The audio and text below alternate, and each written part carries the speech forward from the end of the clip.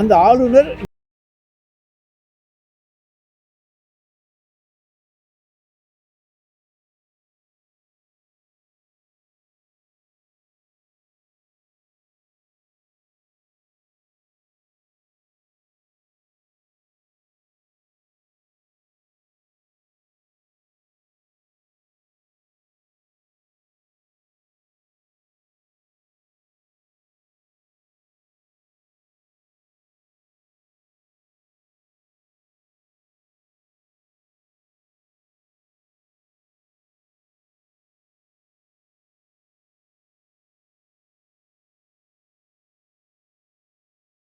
அரசினுடைய பிரதிநிதியாக இருக்க வேண்டிய ஆளுநர் இன்றைய தினம் பாரதிய ஜனதா கட்சியினுடைய பிரதிநிதியாக நம்முடைய சட்டமன்றத்துக்கு வந்து சென்றிருக்கின்றார்.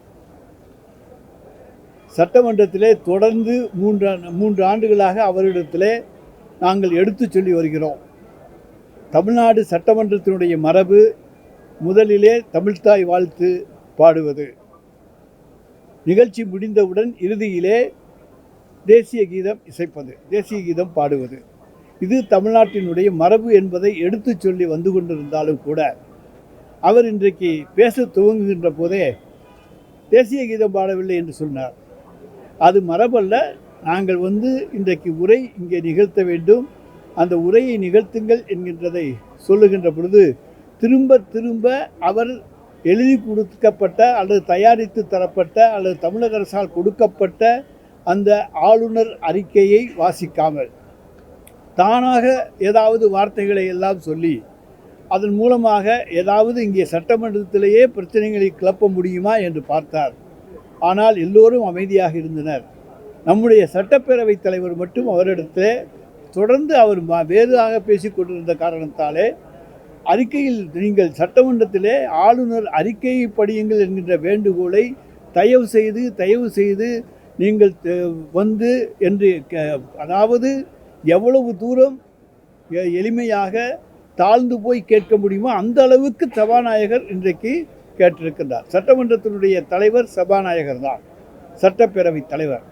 ஆனாலும் அவர் அப்படி கேட்டு நீங்கள் எழுதி கொடுத்த உரையை வாசியுங்கள் என்று சொல்ல பொழுது அதை வாசிக்காமல் ஆளுநர் அவர்கள் வெளியேறிவிட்டார்கள். வெளியேறி சென்ற பிறகு தன்னுடைய ஆளுநர் மாளிகையிலே இருந்து கொண்டு ஒரு அறிக்கையை தந்திருக்கின்றார். அவருடைய மைக் ஏதோ ஆஃப் செய்யப்பட்டதைப் போல, நாங்கள் அத்தனை பேரும் அங்கே தான் இருக்கின்றோம், நீங்களும் பத்திரிகையாளர்களும் மாடியிலே இருந்து பார்த்து கொண்டு தான் இருந்தீர்கள், எந்த மைக் ஆஃப் செய்யப்பட்டது? அவர் பேசுகிற பொழுது சட்டப்பேரவைத் தலைவர் எழுந்து நீங்கள் எழுதி கொடுத்திருக்கின்ற அந்த வாசிப்பை வாசியுங்கள் என்று நம்முடைய அரசியலமைப்பு சட்டத்தை சுட்டிக்காட்டி கேட்கின்ற உரிமை சட்டப்பேரவைத் தலைவருக்கு உண்டு. ஏனால் சபையை நடத்துகின்றவர் அவர், சபையினுடைய விருந்தினர். இன்றைக்கு இந்த நிலையை தமிழக சட்டமன்றத்தினுடைய நம்முடைய அமைச்சரவையினுடைய தலைவராக இருக்கக்கூடிய ஆளுநர், அந்த ஆளுநர் இங்கே அந்த உரையை வாசித்து விட்டு சென்றிருக்க வேண்டும். ஆனால் அதை விட்டு திரும்ப கேட்க வேறு கேள்வி சொல்லிவிட்டு இப்பொழுது மைக்கை ஆஃப் செய்தார்கள் என்றால் மைக் ஆஃப் செய்யப்படவில்லை, அது சுத்தமான புழுகு. அதை தமிழக மக்களுக்கு தெரிவிப்பதற்காக இதன் மூலமாக தெரிவித்துக் கொள்கின்றோம். ஆளுநர் ஏதோ தான் சொல்லிவிட்டால் அதை உண்மை என்று மக்கள் எண்ணி விடுவார்கள் என்று நினைக்கின்றார். அப்படி ஆளுநருடைய மைக் அமர்த்தப்படவில்லை, அமர்த்த வேண்டிய அவசியமும் எங்களுக்கு கிடையாது. அவரை நாங்கள் பேசத்தான் விட்டிருக்கோமே தவிர மைக்கை ஆஃப் பண்ண அழைக்கவில்லை. ஆனால் அங்கிருந்து மற்றொரு பல்வேறு குற்றச்சாட்டுக்களை, பொய்யான குற்றச்சாட்டுக்களை, இன்றைக்கு எதிர்க்கட்சிகள் கூட சொல்லாத குற்றச்சாட்டுக்களை எல்லாம் இன்றைக்கு வரிந்து கட்டி கொண்டு எல்லோருக்கும் வக்காலத்து வாங்குகிற ஒரு வக்கீலாக இன்றைக்கு இருந்து கொண்டு இந்த அரசுக்கு எதிராக என்னென்ன குற்றச்சாட்டுகள் சொல்ல முடியுமோ அதையெல்லாம் பொய்யாக இன்றைக்கு சொல்லியிருக்கின்றார். தமிழகத்தினுடைய பல்வேறு வளர்ச்சிகளை பற்றி குறிப்பிடுகின்ற பொழுது நம்முடைய இன்வெஸ்ட்மெண்ட் 12 கோடி ரூபாய், the tune of over 12 lakh crores is far from the ட்ரூத்துங்கிறார். நாங்கள் 12 லட்சம் கோடி ரூபாயை கொண்டு வந்திருக்கிறோம் என்று சொல்கிறோம், அது ஃபார் ஃப்ரம் ட்ரூத் என்கின்றார். அதோடு இல்லாமல் ஃபாரின் டைரக்ட் இன்வெஸ்ட்மெண்ட்டில் நம்ம 6வது இடத்துக்கு போய்விட்டோம் 4லிருந்து என்று சொல்லுகிறார்.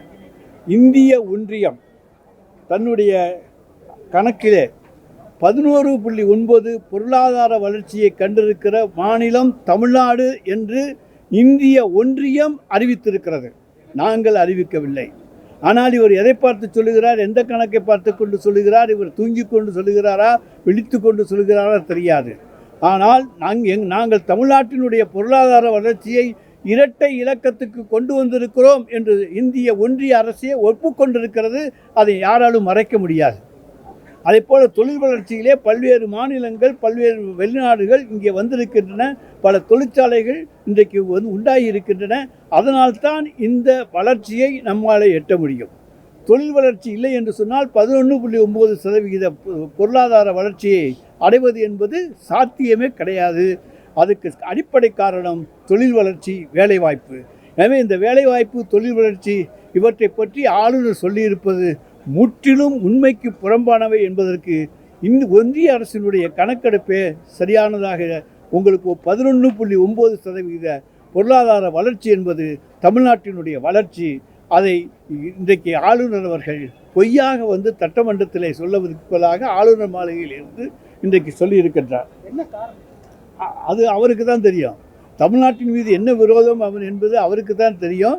11.9 பொருளாதார வளர்ச்சி எப்படி தமிழ்நாடு வந்தது என்று நீங்கள் தான் போய் கேட்க வேண்டும். 11.9% இங்கே தொழிற்சாலைகள் வரவில்லை, வேலைவாய்ப்பு பெருகவில்லை என்று சொன்னால் எப்படி 11.9% பொருளாதார வளர்ச்சியை தமிழ்நாடு எட்டும் என்று ஆளுநரை கேட்க வேண்டியவர்கள் நீங்கள் கேளுங்கள்.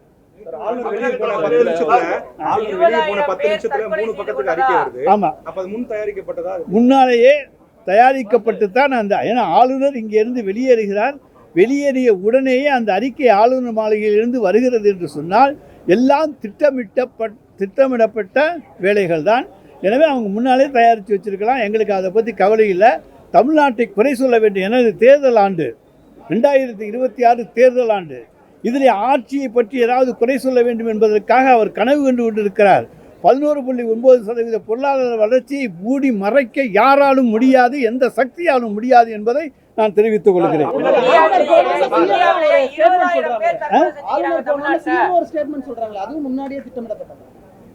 அது அந்த ஸ்டேட்மெண்ட்ஸ் திட்டமிடப்பட்ட ஸ்டேட்மெண்ட்டாக நிச்சயமாக இல்லை. அங்கே தான் வாசிக்கிறார். எப்படின்னா இந்த மாதிரி சம்பவங்கள் நடந்தால் நாங்கள் இது எல்லாம் பல எதிர்க்கட்சி ஆளுகிற மாநிலங்களிலே இந்த நடைமுறை இன்றைக்கு இருக்கிறது. ஆளுநர் எழுதி கொடுத்த உரையை வாசிப்பது இல்லை என்று சொல்லிவிட்டால் அப்புறம் எதற்கு ஆளுநர் உரையோடு துவங்க வேண்டும்? அதற்கு ஒன்றிய அரசிலே நாங்கள் எங்கள் பாராளுமன்றத்திலே நாங்கள் அதற்கான அரசியல் சாசன சட்ட திருத்தத்தை தான் கொண்டு வருவோம் என்று சொல்லியிருக்கோமே தவிர நாங்களாக நீக்கப் போகிறோம் என்று சொல்லவில்லை.